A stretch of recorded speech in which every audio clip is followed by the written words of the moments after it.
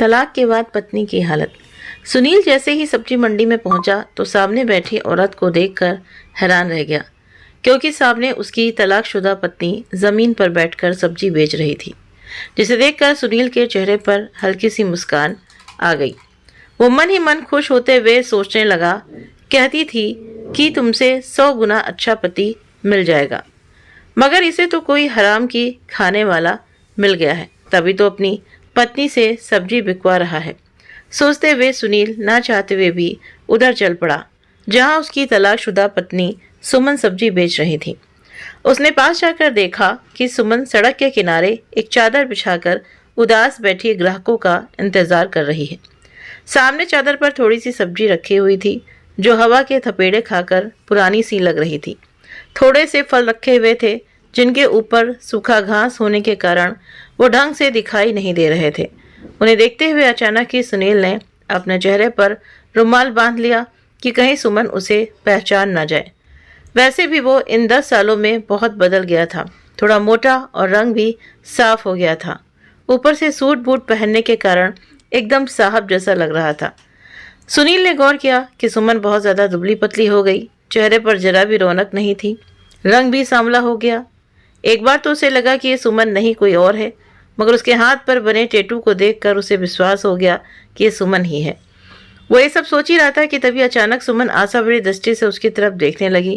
फिर जल्दी से बोली, बताओ बताओ क्या चाहिए साहब, अभी तोल देती हूँ। सुमन का इतना बोलना हुआ कि पड़ोस में सब्जी बेच रही एक महिला ने उसकी बात को बीच में काटते हुए कहा, नहीं साहब, इसके पास नहीं जाना, इसके पास तो बासी सब्जी रखी है, ताज़ा सब्जी लेनी है तो इधर आ जाइए।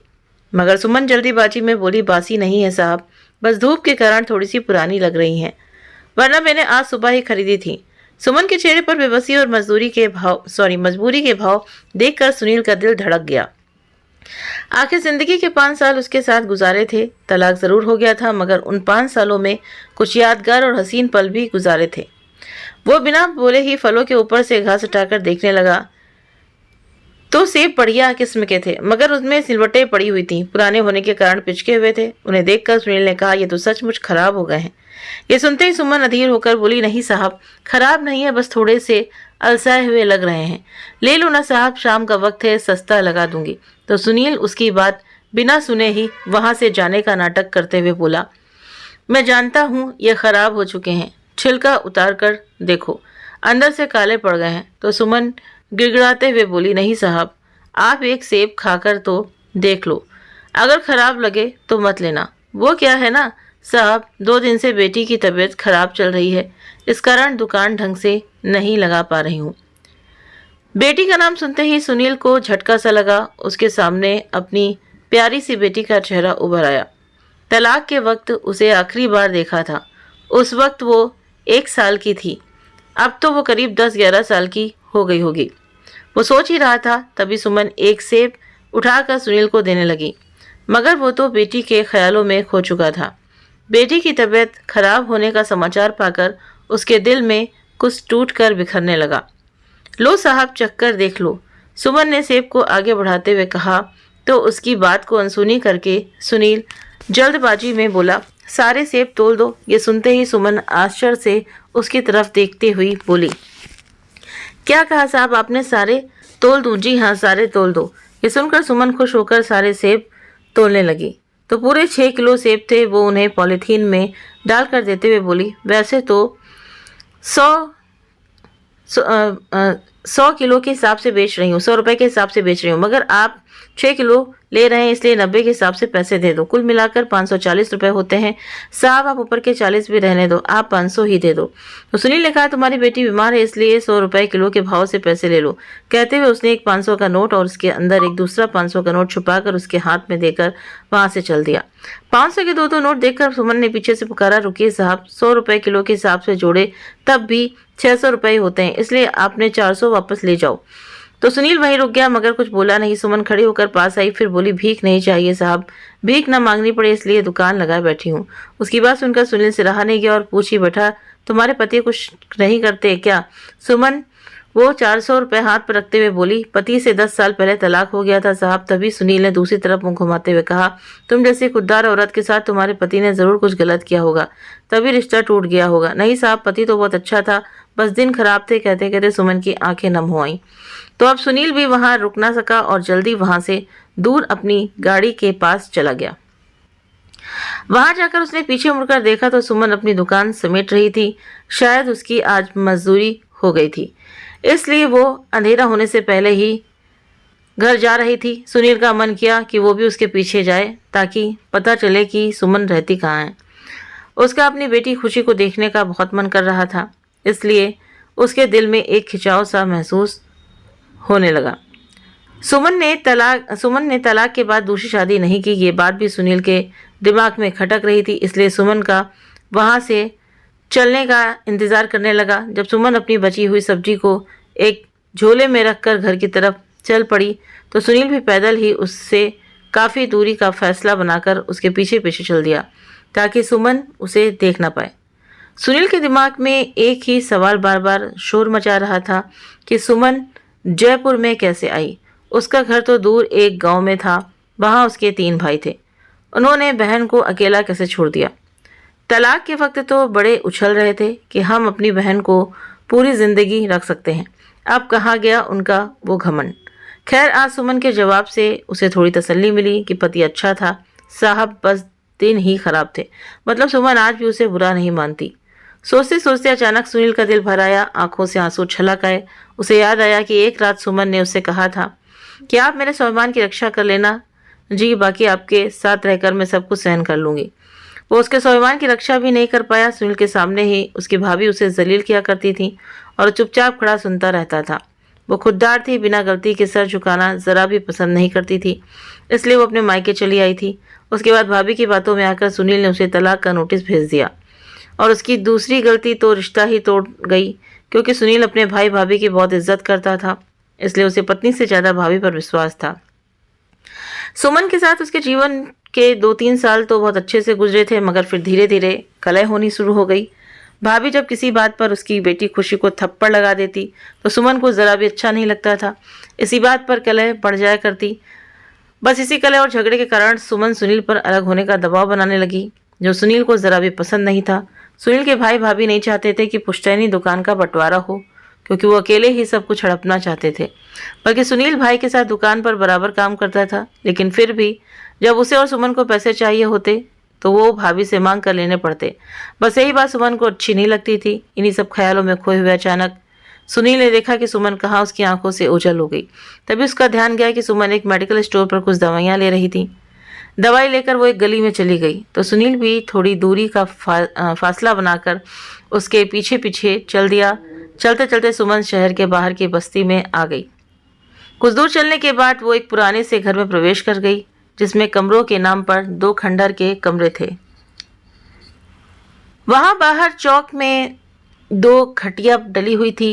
एक पर उनकी बेटी खुशी लेटी हुई थी तो दूसरी खटिया पर एक बुढ़िया लेटी हुई थी। सुनील ने देखा सुमन के पहुंचते ही वो बुढ़िया उठकर बैठ गई। उसने बुढ़िया का चेहरा देखा तो पहचान गया, क्योंकि वो सुमन की माँ ही थी, यानी कि सुनील की सासू माँ।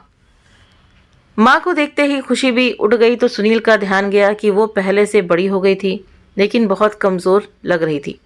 उस पर नज़र पड़ते ही सुनील के दिल से झरना बहने लगा। उसका दिल किया कि जाकर खुशी को अपने सीने से लगा ले। वो बेचैन होकर बहुत टाइम तक खुशी को देखता रहा और आंखों से आंसू बहते रहे, मगर वो लाख चाहकर भी घर के अंदर नहीं जा सका। जल्दी वो वापस लौट गया। आज उसे अपनी भाभी पर बहुत गुस्सा आ रहा था, जिसने उसके हंसते खेलते परिवार को बर्बाद कर दिया था।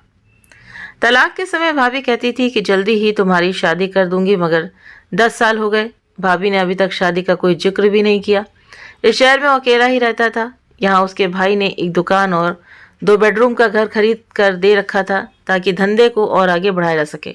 सुनील अकेला ही वो दुकान चलाता था। घर भी ठीक दुकान के पीछे ही था। वो उस घर में अकेला ही रहता था। भाई भाभी उसे आगे भी बिना शादी के रखना चाहते थे ताकि वो हिस्सा ना मांग सके और ज़िंदगी भर उन्हें कमा कमा कर देता रहे। इसलिए सुनील का बड़ा भाई हफ्ते दुकान पर आता और बचत के सारे पैसे लेकर चला जाता। मगर कहते हैं ना कि ऊपर वाले के घर देर है अंधेर नहीं। भगवान के संयोग से दोनों तलाकशुदा पति पत्नी एक ही शहर में रहने आ गए। अभी तक दोनों ने दूसरी शादी भी नहीं की थी। खैर, अब सुनील रोज शाम को रुमाल से चेहरा ढककर सुमन की दुकान पर जाता और ढेर सारी सब्जी और फल खरीद कर ले आता ताकि सुमन ढंग से अपनी बेटी की परवरिश कर सके। वो दिन भर बहुत सोचता कि उससे जाकर मिले, मगर बिना चेहरा ढके सुमन के सामने जाने की उसकी हिम्मत नहीं होती थी। जो सब्जी खरीद कर लाता, उसकी जितनी ज़रूरत होती उतनी सब्जी रख लेता और बाकी बची सब्जियों को आवारा पशुओं को खिला दिया करता। दिन यूं ही बीतते रहे। कुछ दिन बाद जब सुनील का भाई हिसाब लेने के लिए दुकान पर आया तो उसने पूछा कि बचत के सारे पैसे कहाँ गए। सुनील बोला, खर्च हो गए भैया। इतना सुनते उसके भाई ने गुस्से में कहा, इतने सारे रुपए कहाँ खर्च कर दिए तूने? आज तक तो तुमने कभी भी फालतू खर्चा नहीं किया, फिर अब तुम्हारे अंदर कौन से ऐब आ गए हैं? भाई का गुस्सा देखकर सुनील ने कहा, गुस्सा क्यों हो रहे हो भैया? कमाए भी तो मैंने ही थे, इसलिए खर्च कर दिए। मेरी भी तो कुछ ज़रूरत हो सकती है। इतना सुनते ही भाई गुस्सा होते हुए बोला, तुम्हें शर्म नहीं आती जो मुझसे ज़ुबान लड़ा रहे हैं? लेकिन सुनील भाई का गुस्सा देखकर भी शांत से बोला, ज़ुबान नहीं लड़ा रहा हूँ भाई, बस शांति से एक बात बोल रहा हूँ कि मैं कमाता हूँ तो खर्च भी कर सकता हूँ। ये घर और दुकान तो आपने मेरे नाम ही खरीदी है, इसलिए ये अब मुझे दे दीजिए। आपके पास पुश्तैनी घर और बड़ी दुकान है, उसकी कीमत यहाँ से बहुत ज़्यादा है। आप पुश्तैनी ज़मीन जायदाद रखिए और ये छोटा सा घर और ये दुकान आप मुझे दे दीजिए, क्योंकि अब मैं अकेला ही जीना चाहता हूँ। सुनील की बात सुनकर उसके भाई का गुस्सा शांत हो गया और धीरे से बोला, तू कैसी बातें कर रहा है छोटू?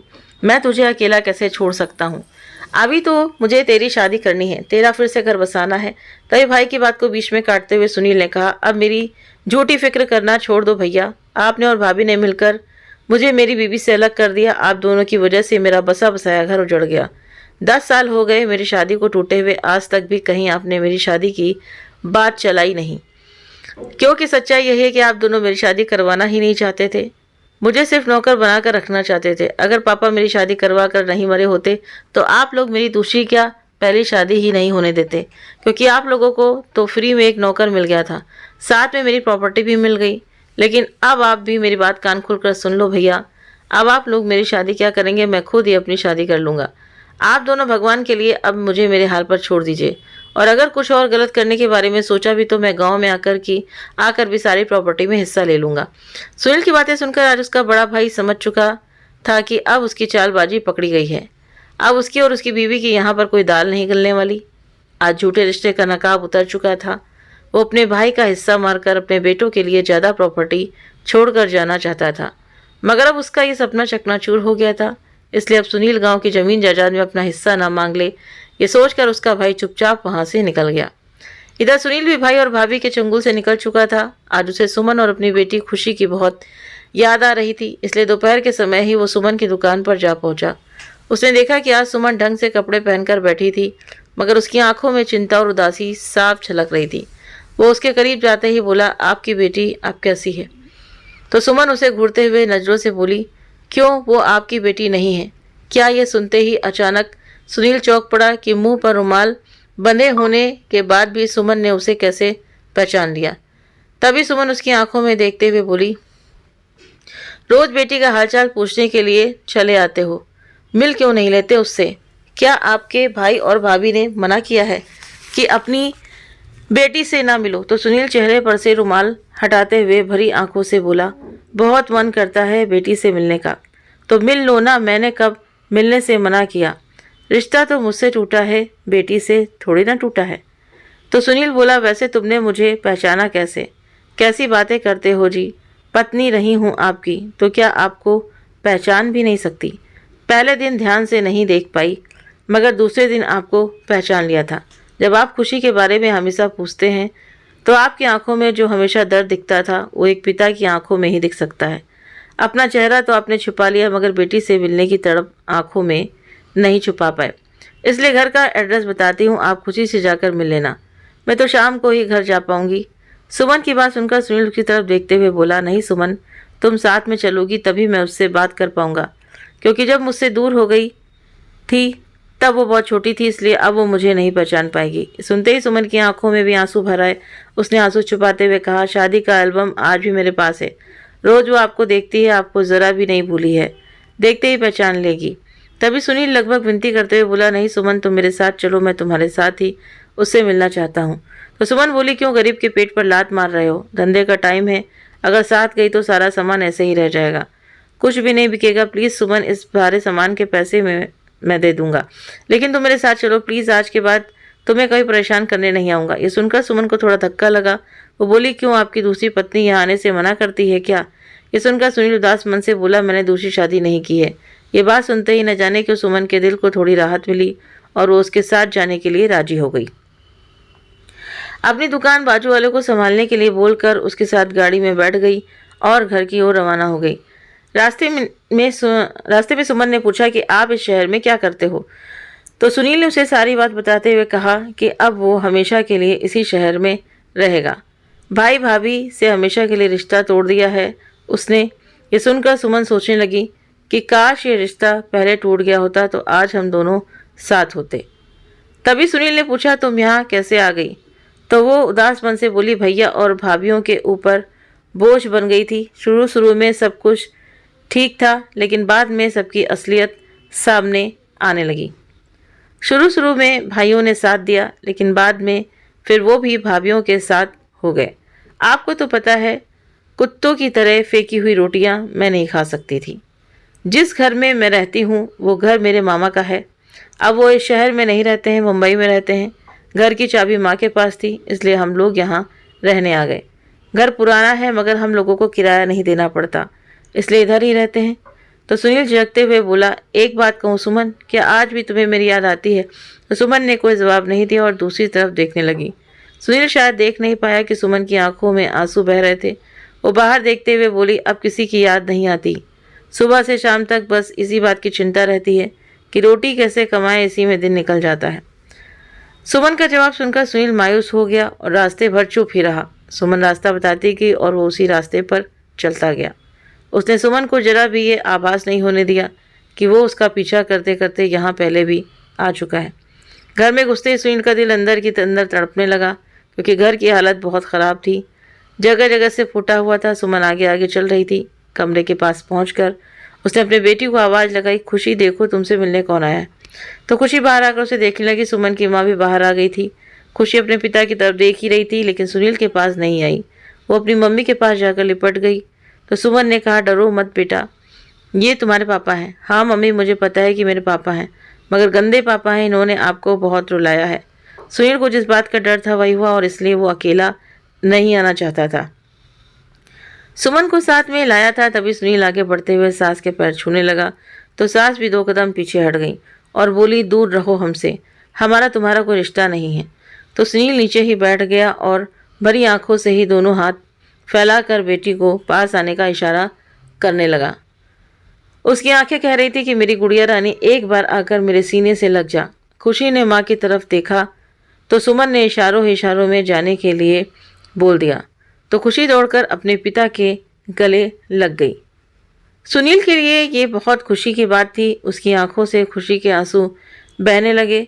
वो रोते रोते बोला, माफ़ कर दे मेरी गुड़िया रानी, मैंने ज़िंदगी के फैसले खुद लेने में बहुत देर कर दी, वरना आज तुम और तुम्हारी माँ मेरे साथ होती।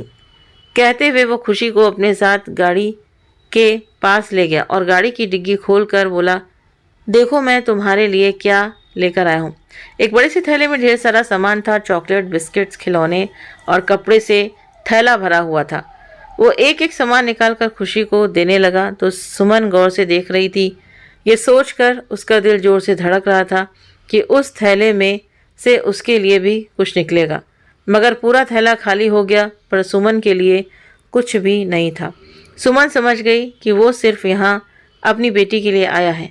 इतनी सारी चीज़ें पाकर खुशी भी आज बहुत खुश थी। तभी सुमन ने कहा, अब चलते हैं, मुझे दुकान पर भी जाना है। तो सुनील खुशी के सिर पर हाथ फेरते हुए बोला, मैं फिर आऊँगा बेटा, बोलकर सुनील गाड़ी में जाकर बैठ गया। तो सुमन चुपचाप उसके बगल में बैठ गई। दोनों चुप थे। सुमन सोच रही थी कि जितना सब कुछ बिटिया के लिए लाए थे, उसी में से कुछ निकाल कर मेरा दिल रखने के लिए दे देते तो मुझे भी अच्छा लगता। तलाक हो जाने से क्या सब खत्म हो जाता है? वो सोच ही रही थी कि तभी सुनील ने गाड़ी चलाते हुए कहा, एक बात कहूँ सुमन, क्या अगर तुम्हारे लिए कोई चीज़ लाता तो क्या तो तुम ले लेती? तो सुमन तिरछी नजरों से उसे देखते हुए बोली, जब लाते तो देखते, अब जब कुछ लाया ही नहीं तो फिर किस बात की चर्चा, छोड़ो ये सब। तभी सुनील ने कहा, लाया हूँ, लेकिन तुम वादा करो कि तुम ले लोगी, मना नहीं करोगी। सुनकर सुमन का दिल जोर जोर से धड़कने लगा और सोचने लगी कि ऐसी क्या चीज़ लाया है जो देते हुए इतना घबरा रहा है। वो अपने अंदर की बेचैनी को छुपाते हुए बोली, लाओ दे दो, अब इतने प्यार से लाए हो तो मना कैसे कर सकती हूँ। तो सुनील ने उसका गिफ्ट उसके हाथ पर रखते हुए कहा, मना मत करना सुमन, नहीं तो मेरा दिल टूट जाएगा। बड़ी आस के साथ लाया हूँ। मैं अपनी सारी गलतियों की तुमसे माफ़ी मांगता हूँ। मैं बहुत बड़ा मूर्ख था, इसलिए मुझे मेरे अपनों ने ही छल लिया और मेरी बेटी व पत्नी से ही दूर कर दिया। जब भी तुम्हें मेरी ज़रूरत थी मैं तुम्हारे साथ खड़ा नहीं था, लेकिन अब मैं वादा करता हूँ कि तुम्हारा हाथ कभी नहीं छोड़ूंगा। ये साथ अब मेरे मरने के बाद ही छूटेगा। अब हम फिर से नया संसार बनाएंगे, जहाँ खुशी की अच्छी परवरिश और सासू माँ का बुढ़ापा संवरेगा। तभी अचानक इस वाक्य से सुमन हैरान हो गई। वो कुछ बोल नहीं पा रही थी, बस एक टूक उस मंगलसूत्र की तरफ निहारे जा रही थी जो आज सुनील ने उसे गिफ्ट में दिया था। तभी सुनील ने कहा, प्लीज़ सुमन, मना मत करना, मैं तुम्हें ऐसे ज़िंदगी जीते हुए नहीं देख सकता। जब से मैंने तुम्हें इस हालत में देखा है तब से मैं रोज़ रोता हूँ। कहते हुए सुनील फूट फूट कर रोने लगा। तभी सुमन मंगलसूत्र को मुट्ठी में बंद करते हुए बोली, तलाक के कागजों का क्या होगा? फाड़ देंगे, सुनील रोते हुए बोला। तो सुमन उसे मंगलसूत्र देते हुए बोली, ये लीजिए, अपने हाथों से पहना दो। इतना सुनते ही सुनील खुश हो गया और मंगलसूत्र लेकर सुमन को पहनाते हुए बोला, सुमन, अब हम दुकान पर नहीं जाएंगे, अपने घर वापस चलेंगे। तो सुमन ने भी हामी भर दी। उसकी सहमति पाते ही सुनील ने भी वापस गाड़ी सुमन के घर की तरफ घुमा दी। वहां जाकर खुशी और अम्मा जी को गाड़ी में बिठाया और अपने घर की तरफ रवाना हो गए। आखिर बिछड़ा हुआ परिवार आज एक हो ही गया। तो दोस्तों, अगर आपको ये कहानी अच्छी लगी हो तो प्लीज़ आप कमेंट करके ज़रूर से ज़रूर बताएं। अगर कहानी अच्छी लगी हो तो प्लीज़ वीडियो को लाइक करें, शेयर करें और हमारे चैनल को सब्सक्राइब करना ना भूलें। मिलते हैं आप सभी से नेक्स्ट वीडियो में नई कहानी के साथ में। Thank you.